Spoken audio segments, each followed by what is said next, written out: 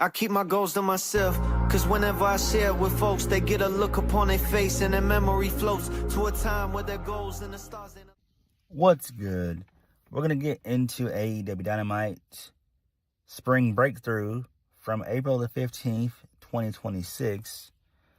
This was a very boring show, but spoiler alert, title change. Darby Allin is the new AEW World Champion. We'll talk about it. That was the only thing on this show really worth talking about, if we're being honest. So we will talk about that for sure. Let's just go ahead and get into the show. So we kicked the show off with Renee Paquette. She's outside, and she said that AEW upper management, they've been trying to reach MJF for days to tell him that Darby wanted the AEW World title match tonight. So MJF drives up. So Renee Paquette brings up Darby Allin. MJF, he interrupted her and asked why they're talking about the guy who he beat twice with a headlock takeover. MJF said they should be talking about him. Then he listed all the guys that he beat, Kenny Omega and all that, and the moves he kicked out of, preventing Hangman Page from challenging him for the AEW World title ever again. So Don Callis shows up, and he congratulates MJF on his title win. He apologized for the Andrade thing. MJF didn't know why he said that. Don Callis said Andrade lost to Darby. MJF said he didn't want to see it because he was preparing for his match. MJF told Don Callis to tell Andrade that he won't ever be champion because he's not championship material. And then Renee Paquette yelled at MJF that Darby wants to face him for the title. MJF asked when, and she said now. And then MJF said, what the fuck? And then that's how we kind of end the first segment. All right, so this continues on. So Darby shows up, makes his ring entrance. He's ready to go. He's got his ring gear on and everything. So MJF shows up. He's pissed off. He's not wrestling a match that he found out about 3 seconds ago. He told the fans to shut up.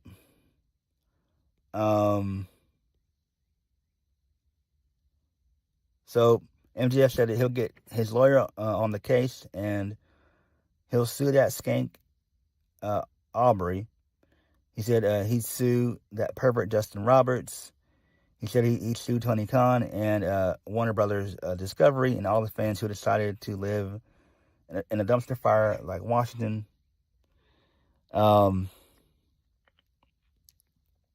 So MJF told Darby he's going to do him a favor. MJF said Darby's a good underdog, and the people love him because he likes them. He's like them. Good, but not great. MJF said that he's not championship material. With love and respect, you're not ready to be. Then Darby takes the mic away. Darby said, all it takes is one night to drop the wrestling world on its head. And he said he's not ready now. If he's not ready now, he'd never be ready. And then Darby started to sob for whatever reason. He started saying that he killed himself. He killed himself for the city. He said he taped posters around the city for the night show. He said he climbed Mount Everest and he planted the AEW flag on top. He talked about starting his career near here. Darby said he took a deep breath and he said either he would succeed as Darby or fail as Darby, but he wouldn't change a thing about himself. And he rings the bell. Darby wants the bell rung. So MJF told everybody to relax. We're not going to have the match, basically. So Bryan Danielson stood up He said he just received a message from Tony Khan. So Tony agreed with MJF that it's unfair for him to wrestle when he's unprepared. MJF gloated and said that's justice. So Bryan Danielson said that's why Tony Khan is going to give him plenty of time to prepare. The match will happen in tonight's main event. So MJF throws a fit, and then that was it. But Danielson said if MJF refuses, he's going to be stripped of the AEW World title. And Darby said he'll beat his ass with a headlock takeover, and then that was it. This is dumb. This is all dumb. Very, very dumb. But this is how they started the show, so it is what it is. Whatever. It's not important. Moving on, this leads us into Kenny Omega.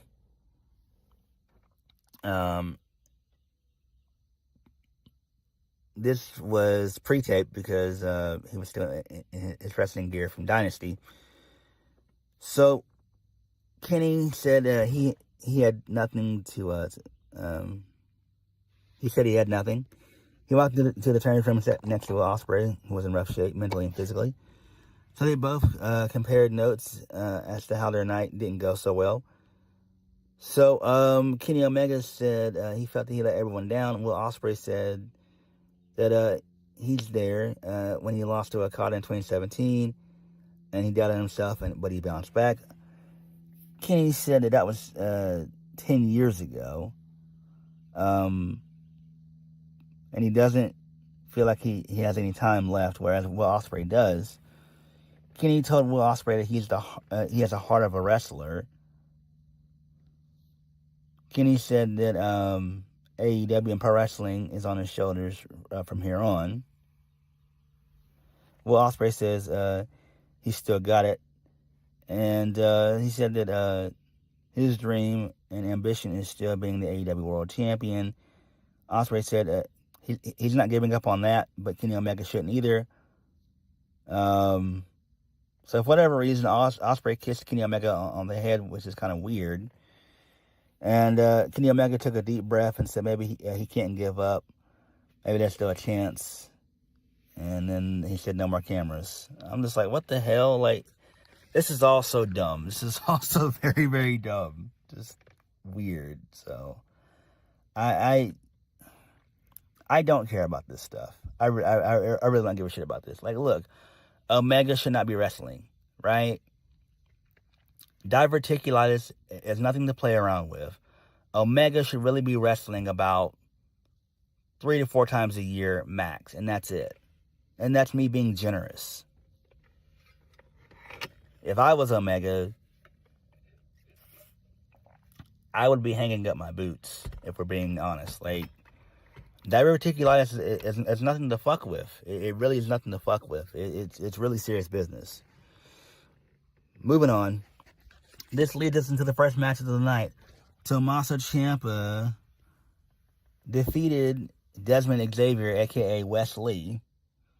Match was fine. Didn't really watch it all too much. So Tommaso Ciampa wins via the running knee strike for the 1, 2, 3. It's fine. So whatever. He got on the mic post-match and said, cut his music. He said he's sick of waiting. Tommaso said he wants it all, and that he came to AEW because this is where the best wrestle. He said he wants all the gold. He wants the winner of MJF versus Darby. And then he attacked Desmond Xavier some more. Okay, so that's fine. So Tommaso Ciampa's at his best when he's a heel. So whatever. Moving on from that, we get a video package of Darby Allin with footage of his climb from Mount Everest and everything else and all that stuff. So whatever. Moving on, this leads us into FTR. They show up next. Dax said that he's heard all the complaints. Dax said everyone seems angry that they won again. Dax said that he understands why they're angry. He said that they love an underdog story and the fans feel they can relate to that. Dax said they're not underdogs, though they're actually losers. He added fat losers. He said they gave Edge and Christian a brush with relevancy and they couldn't get the job done. So he then looked to the camera and addresses Edge and Christian. He said as long as they're champions, they'd never get another title shot. So Stokely gets on the mic and said he had the fans are educated people, so they should know the story of David versus Goliath. He said FTR are Goliath, and there's a lot of Milli Vanillas around. He said every time David steps up to Goliath, he gets bitched out. He said TK will go to a CMLL in New Japan to sign every team. So they can join the division, but they'll fall to the giants known as FTR. So Cash gets on the mic. He puts over Stoke. He asked the fans to please be quiet so they can pay homage to the careers of Edge and Copeland. He asked for a moment of silence, and then they briefly hung their heads in silence. So then they ended up doing the Edge and Christian bit, the 5-second pose they used to do years ago, which was great. They expanded it to 10 seconds, which is hilarious. And then they made fun of Seattle, and then that was it. So that's fine, I guess. Who really cares? This is all going to basically set up for a massive triple threat match at Double or Nothing. The Bucks, FTR, Edge, and Christian. I know some people want a ladder match, but I would do maybe something like maybe a steel cage or Falls Count Anywhere or something like that. Something, I don't know. I really don't want Edge and Christian to be doing ladders at their age. No. Think of their health, guys. Come on. These guys are in their 50s. Moving on.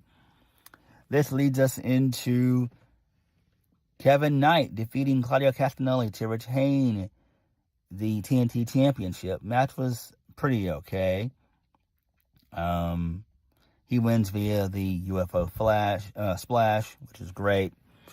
So Kevin Knight gets on the mic post-match. He said Claudio's one of the hardest hitting dudes he's ever been in the ring with. He said that he's looking good and feeling better as TNT champion. He said before he won the title, he won the trios titles the night before. He said he knows Speedball Mike Bailey was beating himself up, but when one door closes, another opens. Sometimes you need to slow down to speed back up, and the jet is riding high. He said he talked to Darby about facing MJF later. He's going to keep a close eye on that because Jet 2 belts sounds too fly. Okay, so I like that. That's pretty good. He's not the best on the mic, but that's a pretty good little promo. Clearly, Kevin Knight's not going to be world champion for quite some time. But, I mean, you know, this was fun if you ask me. This was all right. Moving on, this leads us into Chris Jericho. So, he was out next. He got a pretty okay reaction. So, he gets on the mic. He said that he feels so happy to be back in AEW and back in the ring at Dynasty. Chris Jericho said it was one of his favorite performances in a long time. He said he lost, not because he was rusty or overexcited, but because he was outnumbered 3-1. And then he congratulates Ricochet for probably getting one of his biggest wins. So the demand, they showed up. So Ricochet gets on the mic and said that he's always respected Chris Jericho. And after Sunday, he respected him even more. He said that he has to take him out with his very own move. He said he's going to rename it the Rico Salt. He gave Jericho credit for not completely embarrassing himself. He said he did it well, but not well enough to overcome the quote-unquote rise of Ricochet. He told Jericho to quit. He said he knows that Jericho's the king of reinventing himself, and then Ricochet list his various presentations over the years. He said this version of Jericho could be known as the guy who gets beat every single week by Ricochet and the Demand. And he said this could be the entire run of his career. So Chris Jericho called Ricochet bald, made fun of him. And then he said that Ricochet is too scared to face him, to come down here and fight him one-on-one, basically. So Ricochet told the man to stay there, and he's going to take out Chris Jericho. So they have a little brawl, basically. And then the Gates of Agony, they got involved and everything else, and then they beat up Chris Jericho, and that was it. So, whatever. I don't care about this. I don't know why they're still trying to push Ricochet. I feel bad for Jericho being in this position. I really do. So, whatever. I don't give a shit about this. Moving on, this leads us into Renee Paquette. She interviewed Don Callis and Okada. So Takeshita walked up and he snidely said, "I'm sorry." And then Okada was upset, speaking angry Japanese. So they're finally doing the breakup of Takeshita leaving the Don Callis family. So this is fine. Moving on from that, this leads us into Will Ospreay. He defeated Hechicero. This match went on way too damn long. Ospreay wins via the Hidden Blade. So, whatever. I don't give a shit. This thing went on way too damn long.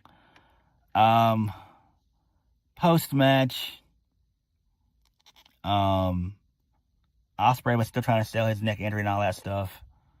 So, they showed Marina Shafir watching from the front row. So, Will Ospreay stared her down. And then Mark Davis showed up and took out Will Ospreay with a clothesline. And then that was it. I don't give a fuck about any of this either. Moving on. This leads us into Willow Nightingale. She said that she'll kill Camille's comeback before it even gets out of the cradle. She said she'll see her at Spring Breakthrough. She said, and then that was it. So I don't care about this at all either. Moving on, this leads us into Willow Nightingale. She had a pre-recorded promo. So she said that she'll kill Camille's comeback before it even gets out of the cradle. And she said that she'll see her at Spring Breakthrough. All right, whatever. Moving on, this leads us into Tekla. So she's walking through the crowd. She said Renee looks good tonight. Tekla said that not one single person paid to watch her flap her lips, especially when the toxic spider's in the house. She bragged about beating Jamie Hayter at Dynasty. She told everyone to get used to her winning because this industry is filled with nothing but dumb bitches. So Alex Windsor comes out, Miss Ospreay. She shows up. She said she won't let her get away from beating Jamie Hayter. And then they just have like a shouting match and all that stuff and everything else. Talking about stuff in Japan and everything. Who really cares? She called her a silly tit. And that was it. I mean, this was awful. This was really, really awful. They mentioned how Tekla got fired in Japan. So, then Alex Windsor wanted to fight Tekla. Tekla said no. Alex Windsor wanted her to think about facing her on Collision. And then the rest of the Triangle of Madness showed up and beat up Alex Windsor. That was Sky Blue and Julia Hart. So, whatever. But, well, no, it didn't happen. She beat them up, that being Miss Ospreay. And then Tekla gave her 2 middle fingers. This is all so very dumb. I don't give a shit about this. I really don't give a shit about this. And I'm a fan of Tekla. I am. She's a good promo. She's okay in the ring. But I don't give a fuck about Miss Ospreay. I really just don't. This was bad. This was bad. Oh, this was so bad. Moving on, this leads us into Jon Moxley. He said that he doesn't enjoy the suffering of others, but there can be beauty in it. He asked Marina Shafir how well Ospreay looked. And he talked about facing Nick Wayne on Collision. And he told Nick Wayne, don't bring his mom, because Continental rules are adult stuff. And then that was it. I don't care about this. Moving on. This leads us into Willow Nightingale. She defeated Camille. She wins via a roll-up. So she ended up winning, that way. I don't care about this. Didn't really watch it. I just saw the finish of this. So I don't care. Who cares? Moving on. Hikaru Shida and Chris Statlander, they cut a promo. She just said that they would team on Collision. Chris tried to speak, but she wasn't able to, so whatever. We need to get Chris Statlander out of AEW. Put her in TNA or NXT or something. Get her the fuck away from AEW. Please. Moving on. This leads us into Darby Allin. He was interviewed by Renee Paquette. So Sting showed up. I'm surprised he didn't dye his hair. So Sting asked Darby if he was ready. Darby asked if he had any advice for him. Sting said, no, you already know what to do. Go out there and do it. Darby said, it's showtime. Sting said, no, it's your time. Go take it. Main event of the evening. Darby Allin defeats MJF for the AEW World Championship. So this was basically a squash match. So basically, MJF kicked Darby in the nuts. Then Darby gave MJF a low blow. He hit a Scorpion Deathlock and not 1, 2, or 3, but he had 4 coffin drops. And then he ended up doing the side lock head takeover for the 1, 2, 3. The crowd loses their shit.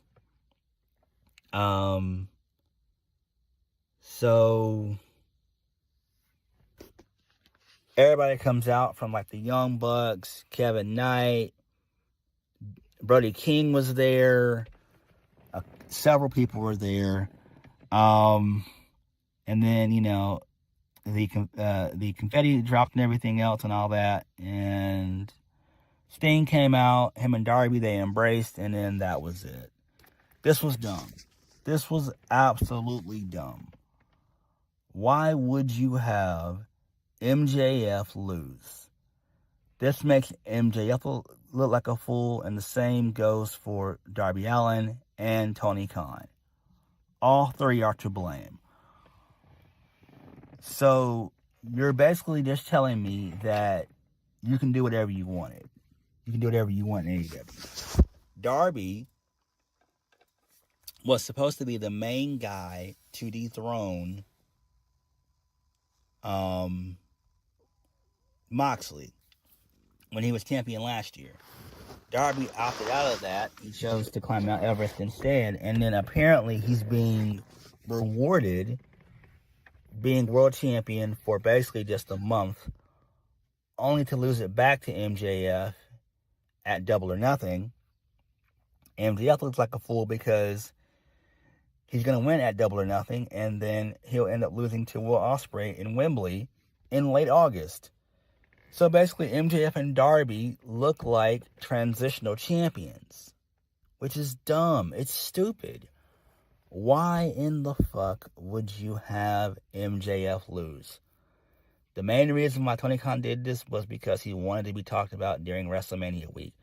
Newsflash, bro, you're not that important. Nothing is going to overshadow WrestleMania. Nothing. No matter how bad and how poor the build has been to WrestleMania 42, nothing is going to overshadow it. You could have had Darby set MJF on fire, and it's still, nobody still would have cared. They would have talked about it for like a day, and that would have been it. This is all dumb. This is so dumb. This shows you Tony Khan has no idea what he's doing. He has no idea what he's doing. This makes no sense. It makes everyone look bad. And then you have MJF crashing out on Twitter, which is dumb because, bro, you agreed to it. You didn't have to agree to this, or you could have said, yeah, that's fine, but, you know,